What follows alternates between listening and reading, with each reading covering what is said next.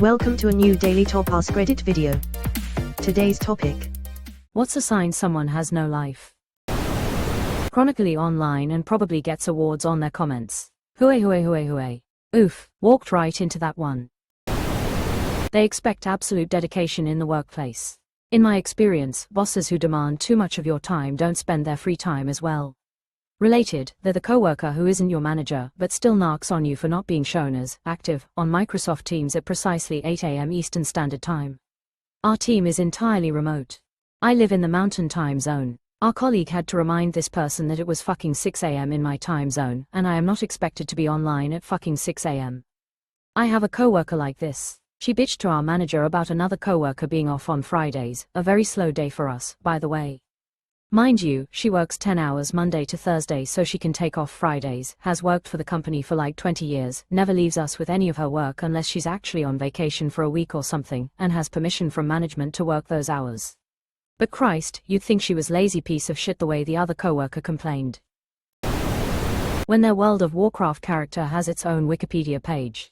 Back when Final Fantasy XI was big, a friend of mine created one of the most well-known guilds in the game. In a little over 3 years of real life, he had logged mere hours under a full year of game time. His wife left him over it. He lost his job because he was playing it instead of working. It was insane. MMORPGs are fucking addicting, man. How do you kill that which has no life? With the sword of 1,000 truths. When they're worried about everyone else's business. Totally agree. When someone's constantly focused on everyone else's life, it's usually because they're not paying enough attention to their own. It's like they need drama to fill the emptiness. They come into work on the day off when they get bored. I've known people who do this out of depression. They don't have anybody and are throwing themselves into work to not focus on it. It's really sad. One of the saddest things to me is bar regulars. I was meeting a friend at a bar and I got there early. There is a guy at the bar that is clearly a regular.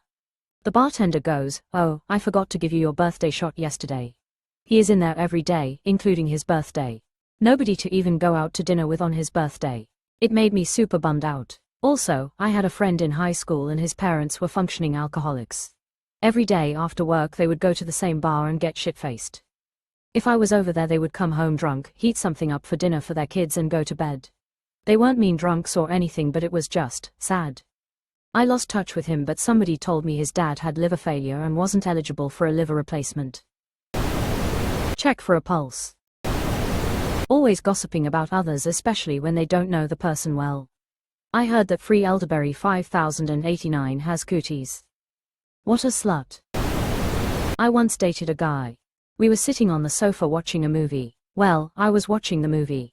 He had already seen it and claimed he wanted to share the experience of watching it with me. But instead, he spent the whole movie playing some game on his phone. At one point, I leaned over to kiss him, and my movement blocked his phone screen. The face he gave me was just wow. Pure rage.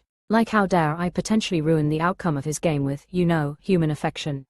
He was 45 at the time. That's how you know. Edit, since this has some popularity, I'd like to use it as a platform. This man turned out to be abusive. 1 in 3 American women will be the victim of violence by a husband or boyfriend in their lifetime. To anyone reading this who thinks they may be dealing with an abuser, here's a free PDF of Lundy Bancroft's book on the matter. He helped pioneer the research field of intimate partner violence and helmed the first U.S. rehabilitation program for abusive men. He has worked with thousands of abusers. This book will help you understand what has happened to you, how you were groomed, and how to get the fuck out with your life. It will explain why men abuse women at such high rates. It's likely not for the reasons you may think. It will also teach you how to spot these monsters early in dating, so you don't end up losing years of your life to them. Ignore the pronouns in the title. It applies to any gender, including men dealing with abusive women.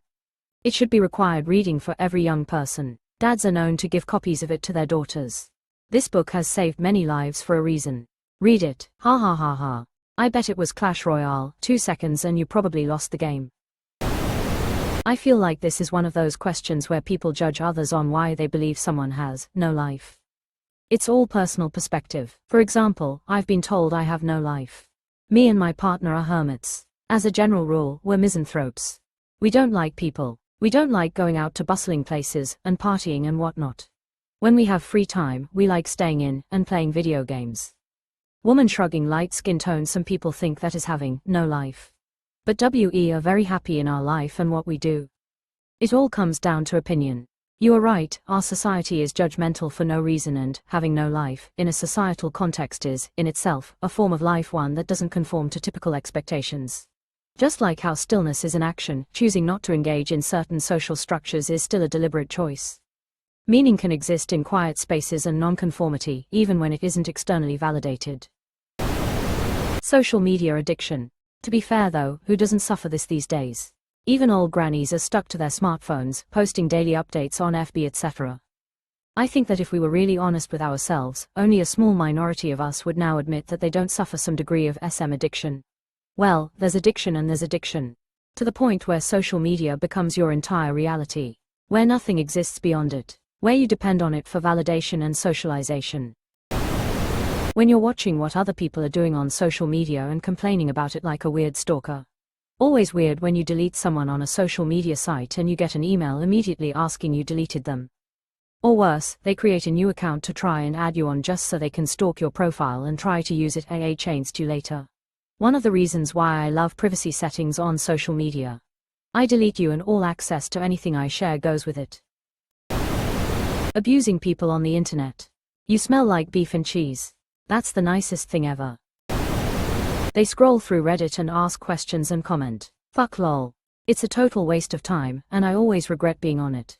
It hacks the novelty-seeking part of our brain. That's not, no life, it just may not be a life you would choose. Different people find pleasure in different things. You are right, having no life, in a societal context is, in itself, a form of life, one that doesn't conform to typical expectations. Just like how stillness is an action, choosing not to engage in certain social structures is still a deliberate choice. Meaning can exist in quiet spaces and nonconformity, even when it isn't externally validated. I like the positivity of your answer. It's refreshing. They spend a lot of time outside of their working hours working. What are you doing this weekend? Working. Quote, IDK. That just sounds like someone who needs the money, which is kind of different. IMO. They spend all their time expressing how much they hate one person or group of people. So we should diversify the hatred. Thumbs up. I hate all people equally, that's why I fart before leaving every elevator I've ever been on in my entire life. They hyperfixate on others. I'm mortally wounded by this comment. All they do is work and sleep. Attacked RN. Why you say fuck me for? Checking in on work chat constantly, Slack or Teams chat, even when on PTO and nothing is happening. Still talks about the glory days of high school, but they're over the age of 30. I'm still friends with that group, so it doesn't feel so weird to reminisce about the times when we were legally forced to hang out every day now that we're all scattered and rooted different places. Being a mod in Reddit. Unable to form an opinion based on experience. A grave with their name on it. Their entire identity is their political stance. Their entire identity is like one or two things, and they're not really great things. Like if a woman's entire world is men, or if a man's entire world is their truck or whatever men are into. Their car, tires, the games. I don't know, this doesn't apply to cats. Your whole world can be cats, and you are still cool. When all they talk about is work. I mean, not really, then they have a life, but their life is work. To each their own. This needs to be further up the list. Everyone I know who kinda didn't have a life lets their work control them. I've gone out for drinks with coworkers and it blows my mind every time they bring up Monday-related problems on a Friday evening. I don't care about my job nearly that much to stress over it voluntarily on my weekends. TBF, you're more likely to talk about stuff that's common, unless you got a separate thing going with that particular group. It's difficult not to. So what do you do for fun? Not much. Well, what do you do when you're off work? Just rest. I get it, man, life is tough. You got any hobbies? Not really. Okay. Then 15 minutes later they're working as hard as they can to loudly belly laugh with their buddies at some racist joke that gets told literally daily, and their eyes still look sad. That sounds like 90% of the convos I have on Tinder. Less than 0 BPM. Negative BPM is a little more concerning than most not having any. I just think about a nurse saying, "Hey doc, this person has negative pulse," and the doc being like, "Excuse me, what?" Quote. They are on an hoa board. Constantly bringing down others and talking bad about people for no reason. They are always online, me. Spreading hate and misinformation on purpose to get attention. I obsess over others' lives instead of building my own. Spend their time hating on others. Spend where? There. Making rumors about innocent people and trying to convince others it's true. Avoid these people like the plague. Just massive hypocrites that are miserable. They seem proud of it too, which makes it even more pathetic. When they spend all day hating on other people instead of working on themselves, face with rolling eyes. When their happiness only depends on other people. Comments on porn on Reddit or any other website. That one I always found weird. There are people here that feel obligated to share what they would do to the porn lady given a chance. Like, mate, just beat it and leave, no need to overshare.